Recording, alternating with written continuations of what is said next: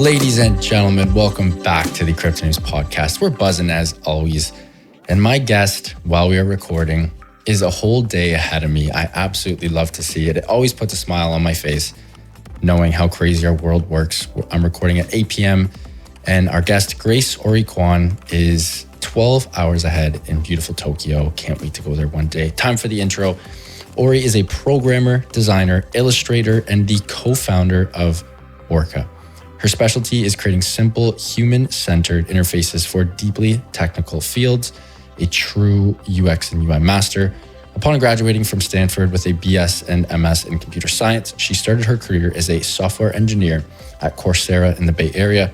After that, she became an interaction designer at IDEO's Tokyo studio, which gave her a deep appreciation for the many and varied meanings of good design. Outside of the space, Ori dabbles as a food writer and has contributed stories to Gastro Obscura. Without further ado, I'm very pleased to welcome Ori to the Crypto News Podcast. Ori, welcome to the show. Thanks so much for having me. That is quite the bio there. You are a computer scientist, you are a food writer, and you love design. A little bit of everything. I love to see that. I'm a big foodie myself. I have to start with the topic of food. What is your go-to? What is your favorite food? And what is it like being a food writer? I feel like that is low-key everyone's dream job. I'm really the kind of person who wants to eat something different every day. So I don't know if I have a go-to, but something that I end up eating a lot of is curry. I'm actually in Japan right now, which is where I was living before the pandemic. And most people, when they think of Japanese food, I think they think of, sushi or like tempura or udon, that kind of thing. Of course, ramen. But actually, the number one food that Japanese young people eat and that kids eat growing up is actually curry here. So Japanese style curry. And there's also a whole sort of alternative movement of like spice curry is what they call it, spice kare. Which is really just like any curry that actually has any spice, influenced often by Indian, Sri Lankan cuisines, etc. And I love it. It's like really creative. You get like really Japanese stuff, like local fish put in the curry and stuff like that. And it's just like super fun. So being a food writer, I don't know if I really haven't done much lately. I've been pretty busy with the whole crypto thing, but it was a really fun kind of like side hustle to try being a food writer. And I think it's really rewarding. So would recommend it to anyone who's interested, because all you need to do is just like pitch some articles, and if one of the editors likes your idea, you're off to the races. So interesting there. The curry take, I've never heard of that before. And like Japanese culture is it has such a lens on it, like not every other, but so many other cultures really look up to Japanese culture, whether it's food or whatever. But the curry thing, that's bananas to me. Like I've never heard of that. Yeah, people just don't know, because Japanese curry is really not that popular abroad unless you're part of probably like the Asian community. I guess it's something that we just kind of know about. But there's not a lot of like Japanese curry restaurants in the States, for example. And so it's something that I encourage you to try out, because I think it is really great. It's very unique. It's actually more inspired by the British curries that was brought over when the British Navy first visited Japan. And so that's where it has no spice whatsoever, but is still curry. That's so cool. Let's jump right into design. I'm a huge fan of incredible design. Shout out to your website. I'm sure you had some influence on that. It is just about as beautiful, simple, and sexy as it gets. The little jellyfish in the background, the little fishies, the sort of bottom of the ocean, the blues, the yellows. It's so bloody clean. I absolutely love that. I love going on a website or using an application or a mobile app, and it just makes you feel good. How can the average Joe or Josephine sort of steal and learn from literal experts like you? Like what do you guys do? Are there any bits of low-hanging fruit that people like me could take from this? Because this is such an important part of life. 99% of everything we use is just terrible from a design perspective. And then there's the oddballs and the outliers like this. What can we do to learn some? Actually talk to people, I would say, is the key. Like show people your design, have people use it, and watch how they interact with it. And that really is the core principle of human-centered design. which is what we practice at IDEO, what we practiced at Stanford's design school. And it really is not rocket science. It means that when you're starting with your design of your project, it's not, okay, what do I think would look good on this page? What do I think my users would like? It's actually going and talking to those users, understanding what they react well to, understanding what their actual needs are, and then designing a solution to that problem. And I think good design can come in many, many forms, like I mentioned earlier in my bio, but I think one that's really underrated is actually that user experience design. I think it's wonderful if a site is beautiful, and I really am grateful to the talented illustrators who helped make Orca's site beautiful. But what's even more important, I think, is that it's very simple to use. And that really just comes from continued testing, continued practice, and intuition. And anyone who wants to learn it, I'd say just look up human-centered design, and there's tons of free resources available on the internet. Is that where you would say to start? That's the best place? I would say so. Honestly, like I know IDEO, which is the design firm that I used to work at, has like free toolkits online for starting to learn about human-centered design. There's sort of this repeatable process that we use for all of the projects back when I was a consultant at IDEO. And it really always starts with the same thing, like need finding, talking to people.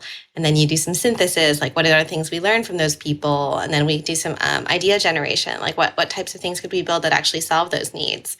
Then you narrow down to a solution, et cetera, et cetera. And so it really is this repeatable process. And, starting my career at Coursera as well, I know that there's so much high quality free education out there. So if you're serious about practicing design, that's a whole discipline that you can just learn, just like, engineering.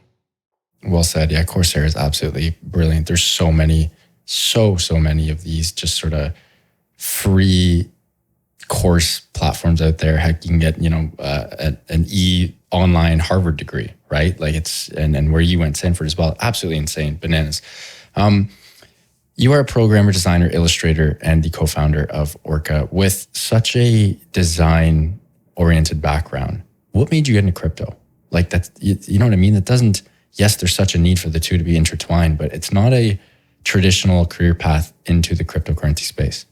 Yeah, it's totally true. I was chatting with my co-founder the other day, and we were like, what would ourselves 3 years ago, which is just before we started working on Orca, have thought seeing ourselves today? And my thought was like, I think Oreo 3 years ago would be like, crypto? No way.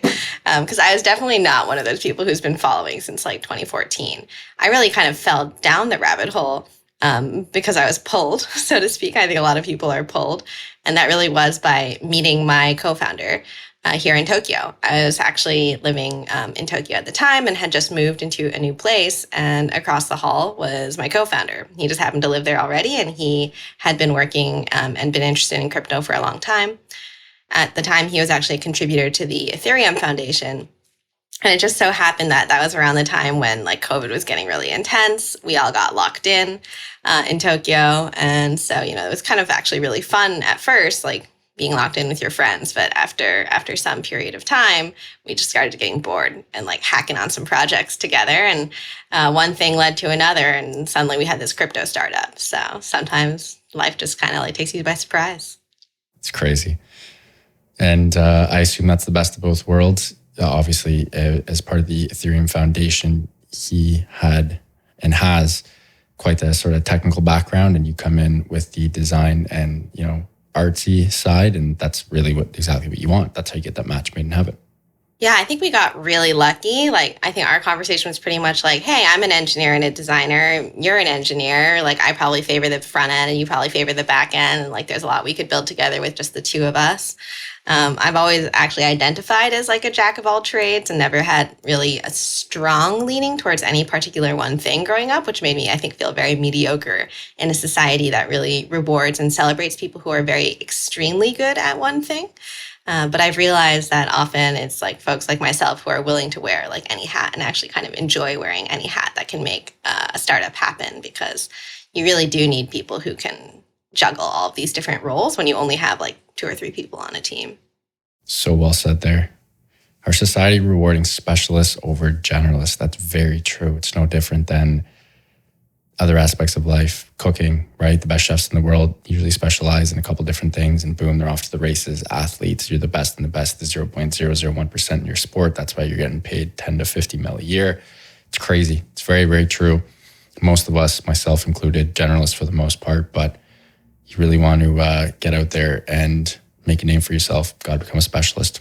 Well said, Ori. Well said. Let's talk about Orca. Give me the elevator pitch.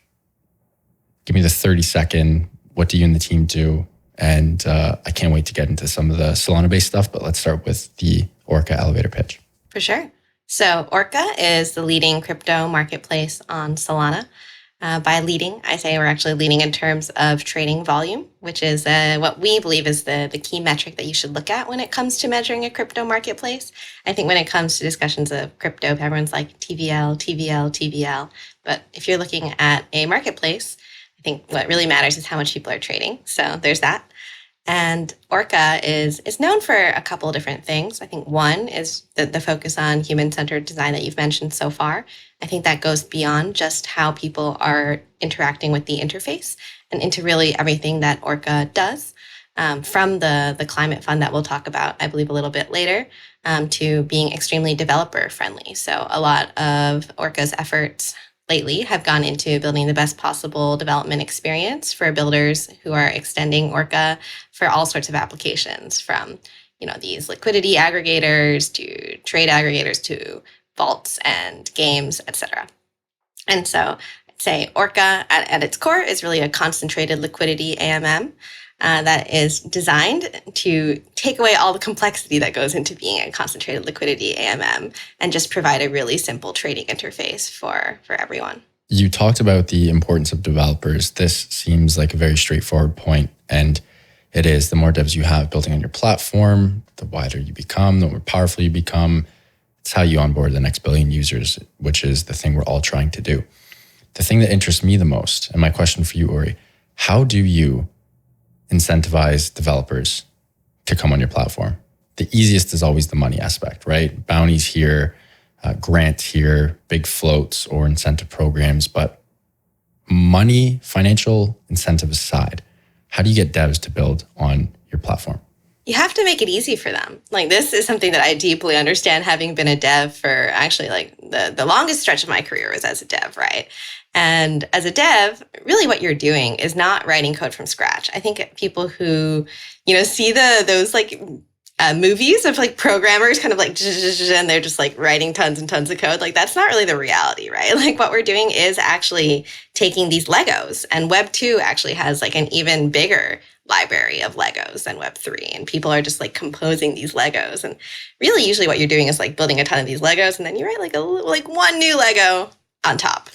And so like what you got to do is make your Lego extremely easy to use, right? And that's what we've done through a super, super simple SDK, and also through having this staff of really incredible developer advocates who just shout out to Yeti and Yugure, our current two amazing developer advocates who are there to answer developers' questions every step of the way, because nothing is more frustrating than just like getting an error, no matter what you're doing, whether you're coding or like trying to buy a plane ticket, and then you go to the help button and then it just like gets you down some kind of automated phone support rabbit hole, right? Like, you want to talk to an actual person. And so I think those are the two ways that are different.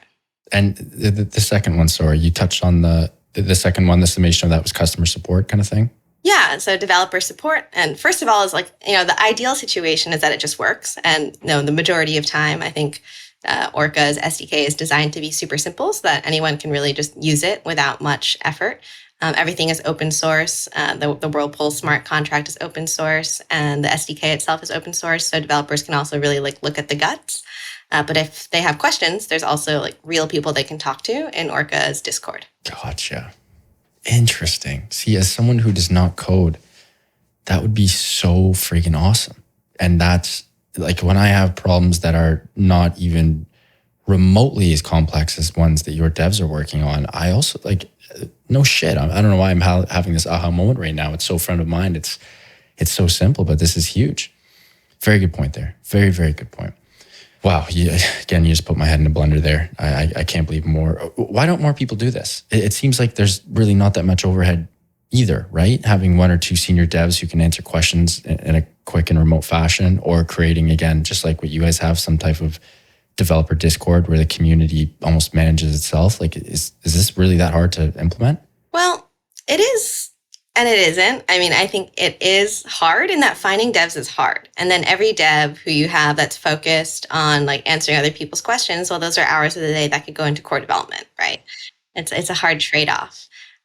And also not every dev really enjoys like answering questions, right? There's like a certain personality type, Right. I think, and that personality type is usually like the kind of person who gets a lot of joy out of helping other people, which is just really lovely to see. But I think I probably know more devs who get joy out of like the art of creation, which is the other thing that they could be spending time on. And many do both as well, right? And also, I should also say that many other projects do have developer support, and many of the most successful ones do. You know, many companies are built on top of good customer service, and dev experience is really just one of those versions. So that's why when I talk about user experience, I think of users in many different forms. You know, Orca has a couple audiences. There are the traders, there are the market makers, and then there's these builders, and all of them are users, and all of them deserve a good experience. Love that. Let's jump into Orca's initiative with climate. Now, I know this hits very close to home with you. It is very front and center with a lot of your company ethos, your company narrative. You guys do an incredible job of really pushing this out to the public for great reasons. Climate footprint is a massive issue present day, and Orca is doing a hell of a lot to not just sort of manage that, but measure it as well. The one thing that I couldn't find in my show notes, and this is definitely on me and not your team, but you guys talk a lot about your climate footprint and how you are measuring that. How do you measure that? How do you measure the climate footprint of, your output? It's a really hard question because it really depends on what you determine as yours or ours, right? I think there's a couple different scopes, and this is something that we've only recently started to look at on the Orca Climate Fund, which I'm a contributor to. So Orca directs like a portion of all of its trading volume to the Orca Climate Fund, which has historically, and my original idea was to use it all for philanthropy, but more and more recently started to move towards Orca actually doing its own proactive initiatives like the carbon accounting and like the article that I published recently, and welcome anyone who's interested in this topic to read, because that really chronicles the deep dive that I did along with other Orca Climate Fund contributors, Tazin and Andy, into really everything that could be considered part of the footprint. And so I would say, long story short, the simplest way of thinking about it and the way that I felt was most important to start was really just by looking at the energy consumption of the protocol itself. And the protocol itself is a much smaller scope, really, just like the smart contracts, the SDKs, and then ultimately like the validators and RPC nodes that are powering the transactions that Orca runs on. And so, what we discovered is actually that compared to, everyone always loves to talk about like how proof of work is destroying the world. And, it does use a lot of energy. But Solana is like already incredibly energy efficient, right? I think just like it's actually so efficient that almost like trying to reduce the energy consumption of these Solana protocols is not necessarily the most effective way to approach the problem. And just like one example of that is just based on the accounting that I've done, like on average, it looks like roughly like a round trip flight from somewhere like New York to Lisbon, which is where the Solana conference will be, is like 1.5 metric tons of carbon emitted. And the entire Solana network only takes something around, I think it was like 3,000 metric tons of carbon for 2021.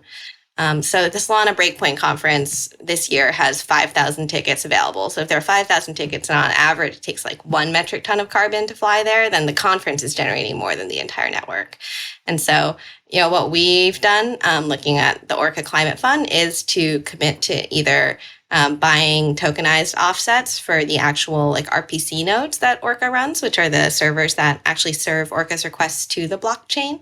And that's one thing. But then another is to actually just offset all of the flights that the team contributors are purchasing to Breakpoint. Because ultimately, I think we want to put things in perspective a little bit. Like, yes, it's important to take responsibility for what energy the protocol creates, but like, what's the actual bigger impact here? And it's probably off-chain activities. That's crazy that you have that outlook. It's absolute cash. I friggin' love that. I'm just looking at my notes, and it's like, so often companies will do what they think is the right thing, right? What sort of the public wants to hear. But like, you just look me dead ass in the eye and we're like, look, I'm telling you right now, we can make a better change and we can do more for climate by showing that, hey, the flights we take is a hell of a lot more no bueno than using Solana as a whole. And therefore we are going to offset this via Orca's climate. Yeah, this is, I absolutely love this. This is great. Or you should be helping a lot more Web3 leaders in this. How could you do that? If you were running a crypto-backed sort of climate initiative, what would your protocols be? What would your rules and regs be? What would sort of your top 5 or whatever big points? What would you attack right off the bat? What's the lowest hanging fruit? I think the lowest hanging fruit really is starting to look at like energy reduction and offsets. So asking your validators or your like the RPC node providers that you work with, for example, to move towards more renewable energy if available. I think, offsets are very contentious, and we've also written a lot about this in the article. So I think doing your own research, or if you choose to purchase offsets, and making sure that you're purchasing high quality offsets that are actually nature-based and contributing to the long-term health of the planet is another one.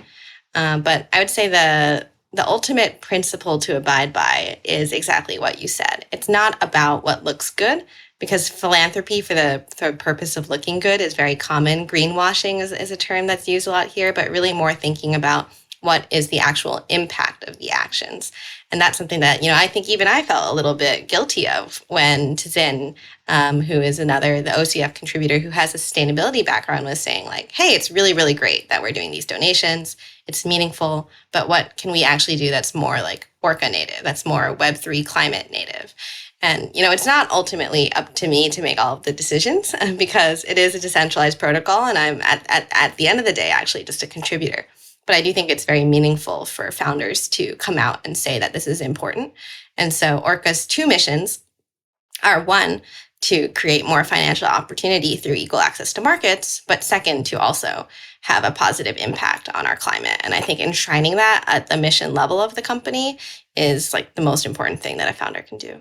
Why did you feel the need to enshrine that at the core level of the company? Because again, at the end of the day, you guys are your Solana-based DeFi ecosystem, right? Like the climate isn't primary; it very well could be secondary. And again, I'm nitpicking here, but why do you feel that it's such an important topic that it is the second most important part of your ethos? Everyone needs to take responsibility for climate, like it or not. Right. This is something that, I don't have the deepest climate background, but it's just become very obvious to me that this is the biggest threat facing our planet today. And it's irresponsible, I think, for someone who has as much influence and power as like a company founder to not care about this at all. And, when we started Orca, like, to be honest, I'm very dubious about the ultimate like impact of crypto on the world right now. I don't think crypto is necessarily like a net positive or negative, right? There's a lot of different lenses through which you can view good or bad. But one thing that I felt was strictly a good thing and that was important for us to do was to make an impact on something that was kind of like undeniably good, in my opinion. That's climate. I love that. Well said. Extremely well said, Ori. Let's jump into Solana, a little more GameFi-ish, right? Solana GameFi is absolutely popping off at the moment. There are tons of new games being built. One of my favorite parts is the play to earn movement is sort of almost gone now, which I absolutely love to see. Use the power of the blockchain to let gamers and users own their in-game assets and play and maybe earn, not play to earn. Earning should not be the primary ethos. The primary ethos is having fun. We're in the attention economy. And if you want to own your in-game assets, great. You can do that via the blockchain. More specifically, moving over to Solana GameFi. I know Orca's doing a lot of work there. How will Orca power the Solana GameFi ecosystem? Building a game is hard, like crazy hard. I'm a lifelong gamer. I remember like 5 years old, my dad took me to a secondhand game shop and he was like, pick anything you want. And like, I just picked Kirby's Dream Land and it really all just started there. I'm proud of my 5-year-old's choice, like self, for making that choice out of probably all the really crap games that were available there. That's a vet move.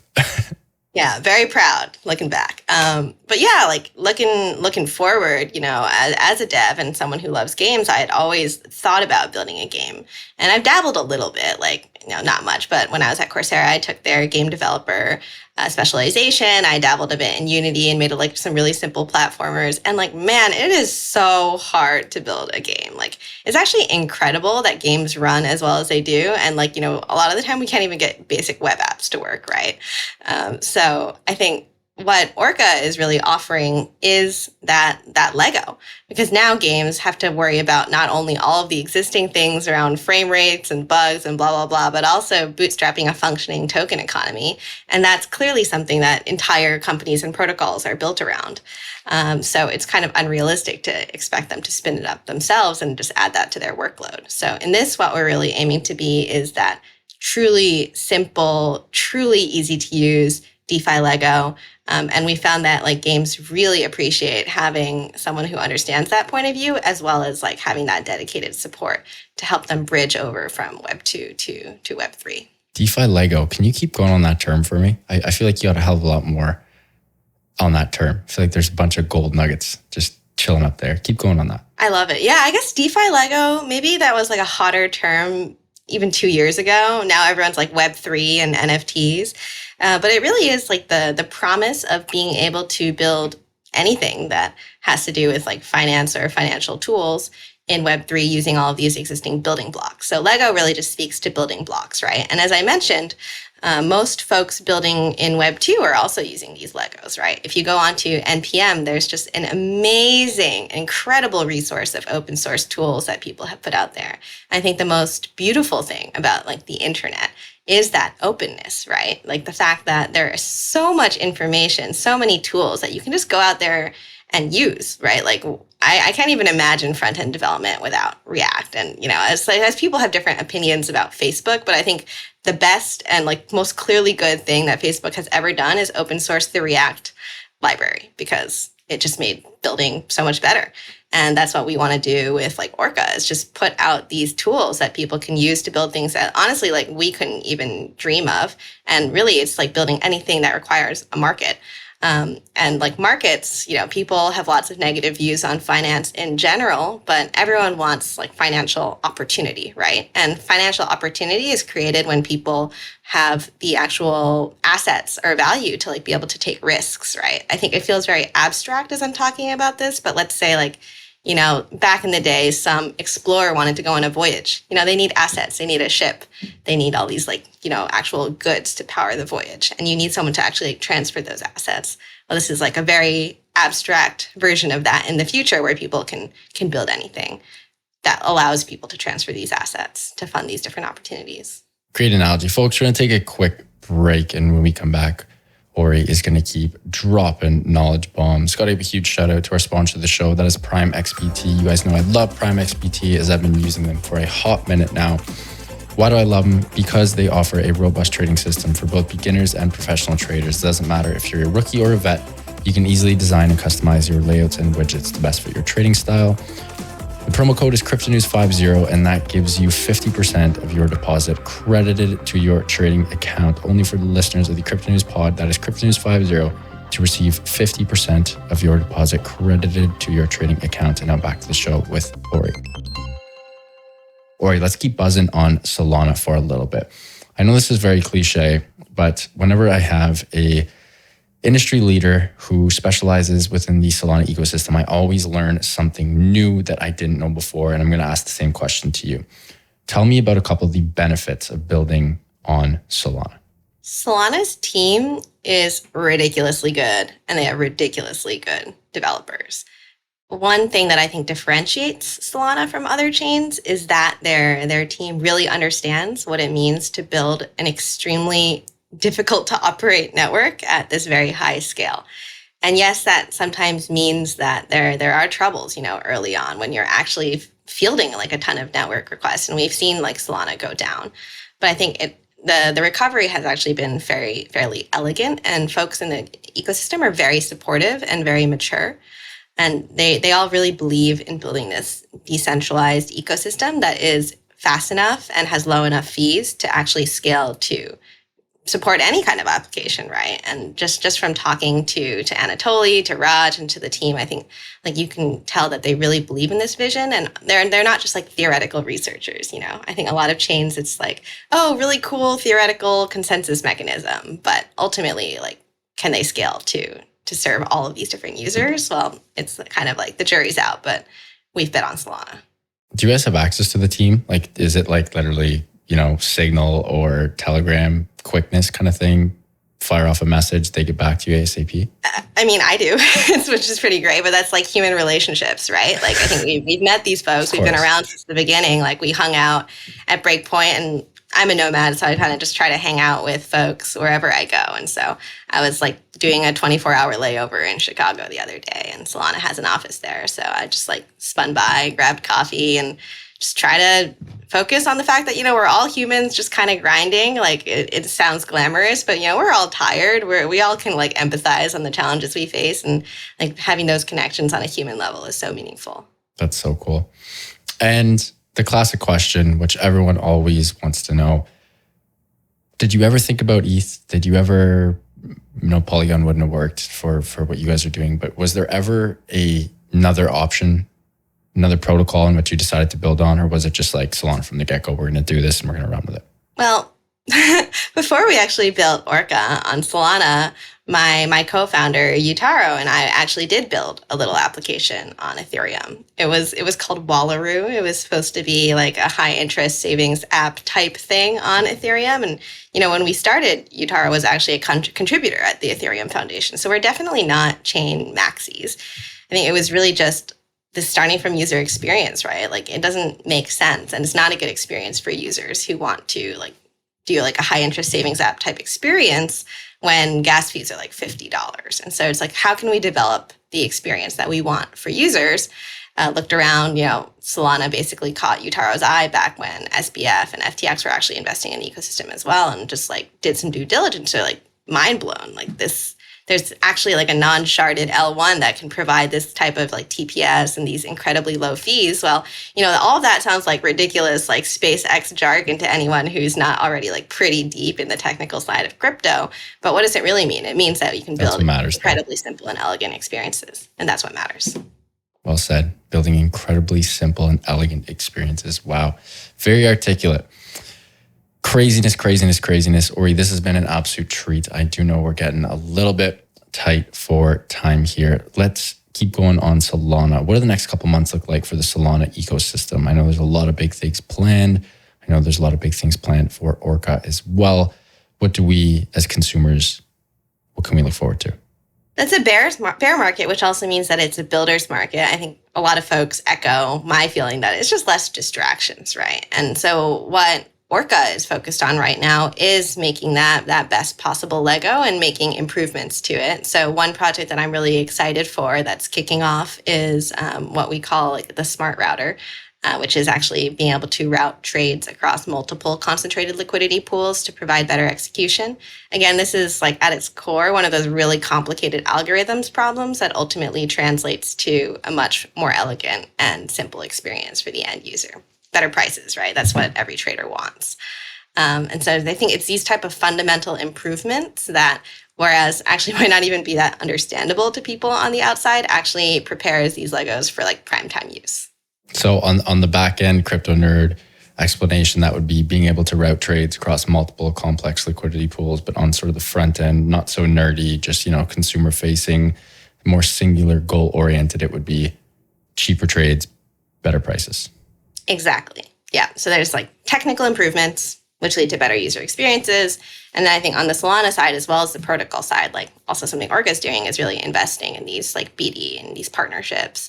I'm really excited for some of the upcoming game launches, really excited for some of the other kind of more retail focused partnerships that on the Solana side that I can't speak to, but I think I've definitely seen, conversations flying around. And so I think what I see right now is laying the foundations, making sure that when we actually do hopefully have like a super lively bull market ahead in the future, those applications are actually delivering real value to people.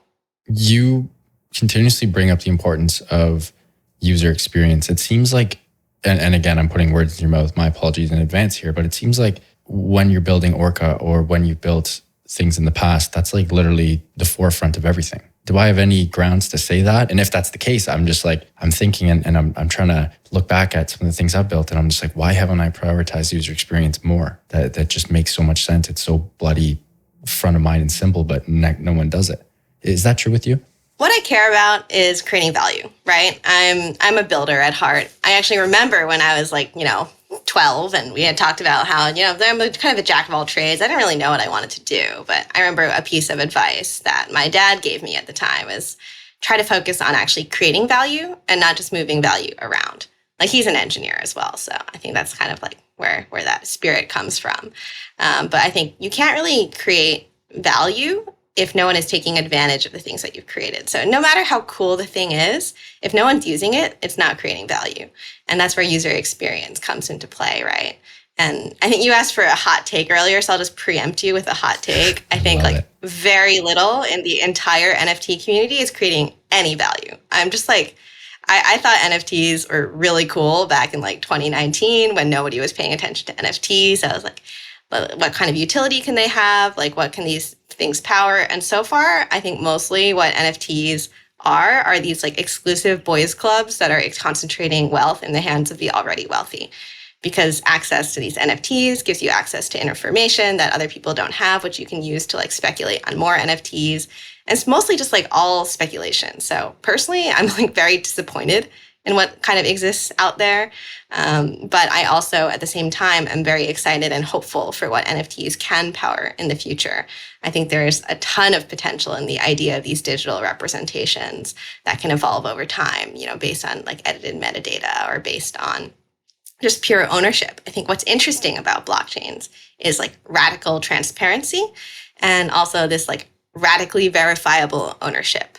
And there's tons of things that can be built on top of that, but we're just not there yet. And so, crypto is a very money-driven space. Speculation is bound to happen. But what I'm waiting for is the things that are happening after all of that kind of settles down a little bit. Or you can't just stop there. You got to keep buzzing on that subject. give me some good NFT use cases. I know you got a hell of a lot more up there. You can't leave me high and dry like that. Well, I think the most imminent ones are really on in games, right? And I think that's where people are allowed to be very creative because ultimately the value that's created is entertainment. And I don't think I need to be like super stodgy and say like all value has to be like, lifting people out of poverty. Amazing. But I think entertainment is a value in itself as well. And that's where we're starting to see things like, even like composed NFTs. One of the projects that we were talking about was talking about NFTs that own other NFTs. So I'll just like give an example is maybe, I was like a Neopets girl growing up. Oh, yeah, me too. You have these pets, but those pets can own other pets, and then those pets can have like different equipment, right? And all of that stuff can be expressed through NFTs. So that's kind of like one way of actually making these things like pretty interesting, right? Is like you can actually transfer that representation very simply and easily, so that you actually can give someone else this pet that you've invested in. But that's like a pretty well understood one. This is purely just like my dreaming in my mind, but something that I experienced recently was I was actually in Mexico City for the first time, which shout out to Mexico City is probably now my other favorite city in the world besides Tokyo.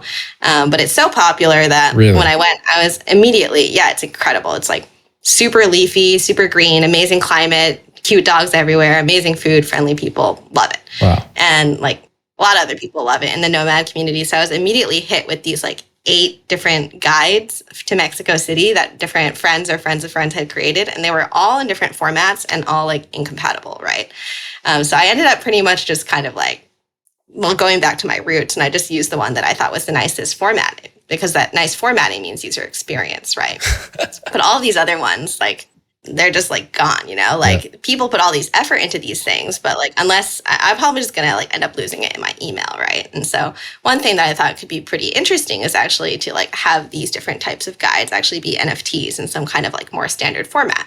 So maybe you could see like all of these different recommendations on a map and they could all be annotated. Like this one's from Matt and this one's from Ori. This one's, has all the information, like people's actual recommendations built in. And it's this kind of like very Web 2 type experience, I think, that it still provides value in different ways. Maybe it's not like something as epic as like billions of dollars of trade volume, but like they're totally valid use cases that I think NFTs and like Web3 can be integrated into in a way that's meaningful. Just perhaps the financial incentives aren't there yet. Interesting. That's a great take there. I got to ask a follow-up about Mexico City. I've never been, on the bucket list. The danger. I always hear crazy stories about the danger. Is that still present? Do you need to know where to go, where not to go? What's that like? So there are definitely parts of Mexico that are very dangerous. I've never been outside of Mexico City. And, again, this is speaking to what I've generally heard. But to be honest, I felt like incredibly safe the entire time I was there. I was traveling as a solo female. But there's like very, very strong expat community in Mexico City. And there's certain neighborhoods that I think are just really lovely. They're just like filled with both expats and actually a lot of locals, I think, as well. It's super affordable for someone who's lucky enough to come from America, at least, to like take Ubers everywhere. Public transit is like a flat 5 pesos, which is like 25 cents. Wow.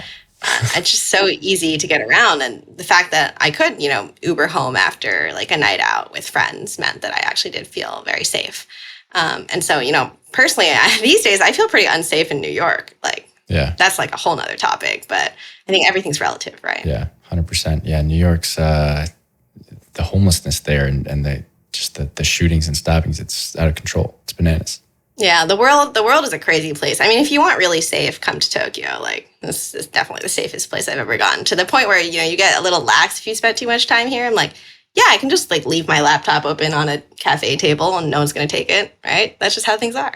That's crazy. You must have been to Dubai, right? I haven't, actually, no. The reason why I asked is because that's the safest I've ever felt. I, swim in the ocean, laptop, phone, wallet, wide open on a beach chair, not a worry in the world, didn't even look back at it. Whereas I genuinely don't think I've ever been anywhere else on the planet where I would do that. Even in my own country, in Canada, I wouldn't. In Toronto, I would never dream of do that. My phone would be gone in T-minus 2 minutes. Like, it's just crazy. But then again, if you steal there, like, you get your wrist cut off. So different strokes for different folks, right? Yeah, well, definitely a place I hope to visit. I do hope to keep my wrists because those are pretty important for development. But I've heard a lot of good things about it. Yeah. But yeah, there's trade-offs for wherever you go. That's something I've gotten a lot of appreciation for. And just like my nomad time, you have to appreciate that also you're a visitor in these countries. So like what I'm speaking to is really like my small expat slice of a view on Mexico City, and it could be very different than a local's view. But one thing that I did feel was just a lot of love for the country from both like locals and expats. And being there on the Mexican Independence Day, I think I felt that more strongly than any other time. So cool. So definitely recommend. I feel like you and I could buzz about travel forever. One more question, then we'll wrap up. Ori, what's the most underrated city you've ever been to? Underrated. Ooh. Yeah, I feel like my favorites might be kind of mainstream. I think out of the places that I've been, the ones I've really loved are, of course, Tokyo and Florence and Istanbul and Mexico City. In some ways, Mexico City, I feel like, is still relatively undiscovered. But maybe I'll put a shout out for like the more, we call it inaka, but like countryside regions of Japan. There are a lot of areas of Japan that are really just like not very traveled to. Everyone goes to like Tokyo, Kyoto, but I personally love the southern regions of Japan, like Kyushu, Shikoku, like Fukuoka is an incredibly well-developed city that's actually like very easy to live out of. Like, it's super affordable. It's beautiful. There's like a nice river that runs through. And for people who are actually local to Japan, they know that it has some of like the most incredible nature, like hiking, scuba diving, surfing, like really whatever you want. Love that. And is incredible food, like really unique food. And what Americans probably love most is ramen. And that like really sort of like fatty, rich style of tonkotsu ramen originates in Fukuoka, or at least in Kyushu. And so that's where you should go to get like the real stuff. And it'll cost you like $3.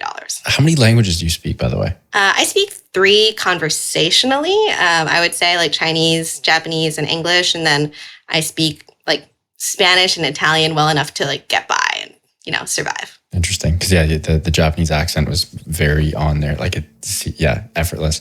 All right. This has been incredible. Thank you so much. I have learned just an absolute shit ton. Pardon my French, but I have learned, you got to put that on your list of languages to learn. I have learned so much from you. Very grateful that you came on the show. This will be one that I will definitely be listening to on a walk. I hate hearing my own voice, but it will be nice listening to all of the knowledge bombs that you dropped.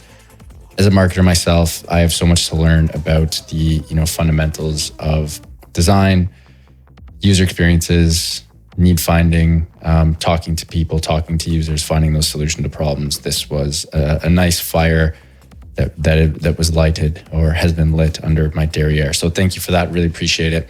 And I definitely would love to have you on for round 2.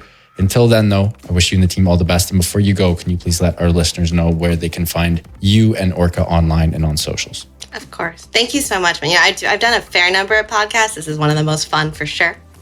You can find Orca on Twitter. It is at twitter.com/Orca_SO. We are Orca SO on all channels, so you can find links to Discord, Telegram, etc. there. And I'm also on Twitter as well, usually tweeting really long tweet threads that I hope someone will eventually read. I am Ori the Orca. ORI.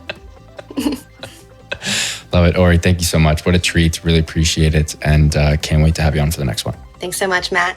Have a good one. Folks, what an incredible episode with Ori from Orca, dropping absolute knowledge bombs left, right, and center. We absolutely love to see it. I know you guys will love this one. As always, everything Orca related and Ori related will be in the show notes. And this will be a long show notes as well, as there were tons of bombs dropped. Folks, if you love this, and I really hope you did, please do subscribe. It would mean the world to my team and I. Speaking of the team, love you guys. And to the listeners, you are all the go to keep on growing those bags and keep on staying healthy, wealthy, and happy. Bye for now, and we will talk soon. All the best.